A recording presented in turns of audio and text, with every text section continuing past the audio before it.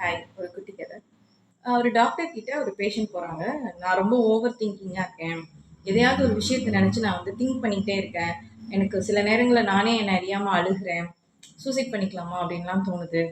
அப்படின்னு சொல்லி டாக்டர் கிட்ட சொல்றாங்க. அப்ப டாக்டர் சொல்றாங்க, "ஓகேங்க, ஒண்ணும் பிரச்சனை இல்ல. அந்த ஒரு சர்க்கிள் இருக்கு இல்லையா? ஒரு வட்டம் போட்டிருக்காங்க.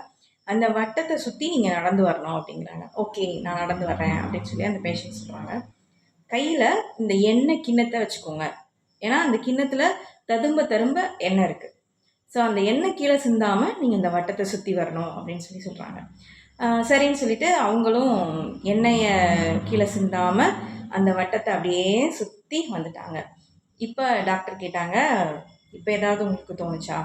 இப்ப ஏதாவது நீங்க கவலைப்பட்டீங்களா?" அப்படின்னு சொல்லிட்டு. "இல்ல, இல்ல. நான் இப்ப எதுவும் கவலைப்படல. என்னோட ஃபோக்கஸ் ஃபுல்லாவே எண்ணெய் கீழ சிந்திரக்கூடாது அப்படிங்கிறதுல தான் இருந்துச்சு" அப்படின்னு சொல்றாங்க. இதே மாதிரி தான்.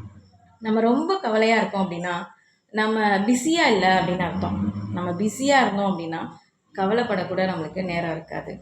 நீங்க கவலையா இருக்கீங்க, ஓவர் திங்கிங்கா இருக்கீங்க அப்படின்னா, கொஞ்சம் உங்கள பிஸியாக்கிக்கோங்க.